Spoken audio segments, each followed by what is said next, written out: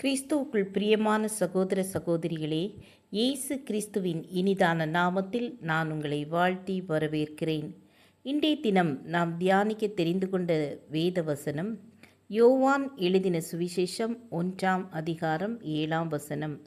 அவன் தன்னால் எல்லாரும் விசுவாசிக்கும்படி அந்த ஒளியை குறித்து சாட்சி கொடுக்க சாட்சியாக வந்தான்.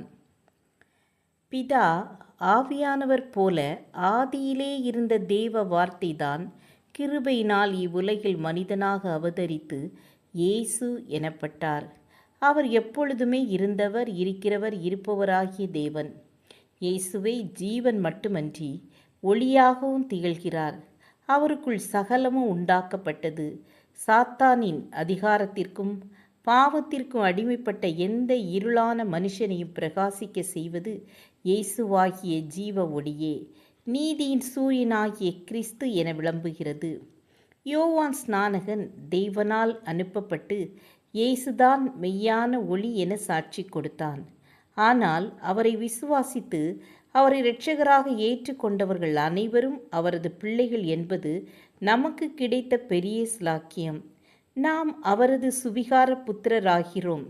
இவ்வுலகில் மனிதனாக வாழ்ந்தபோதும் தனது பரிசுத்தத்தாலும் வல்லமையாலும் தேவனாகவும் வாழ்ந்தார். பிதாவின் ஒரே மகனின் மகிமையை கண்டோம் என்று யோவான் கூறிய சாட்சி ஜீவனுள்ள உண்மையான சாட்சியாகும். இயேசுவின் நிறைவினால் தகுதியற்ற நாம் கிருபை மேல் கிருபை பெறுகிறோம். யோவான் ஸ்நானகனிடம் நீர் யார் என்று கேட்டதற்கு, நான் கிறிஸ்து அல்ல என கூறுவது யோவானின் பெருந்தன்மையை காட்டுகிறது.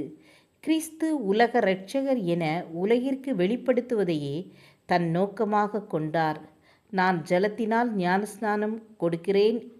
இயேசு கொடுப்பது பரிசுத்த ஆவியானவரின் ஞானஸ்நானம் என கூறியது மட்டுமன்றி, இயேசுவை கண்டபோது இதோ தேவ ஆட்டுக்குட்டி என வெளிப்படையாக சாட்சி பகிர்ந்தார்.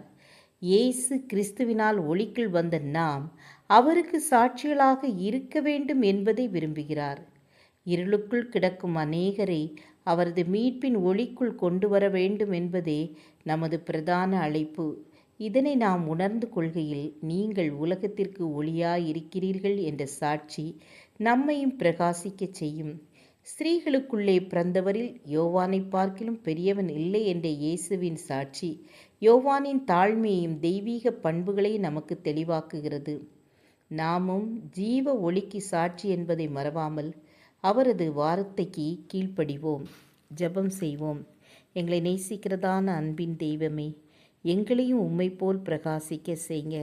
நாங்களும் ஒளி கொடுக்கிறவர்களாய் காணப்பட, ஒரு ஒளிக்குள் மற்றவர்களை கொண்டு வரத்தக்கதான வாழ்க்கை வாழ எங்களுக்கு உதவி செய்ங்க. இயேசுவின் நாமத்தில் பிதாவே, ஆமீன் ஆமீன். God bless you.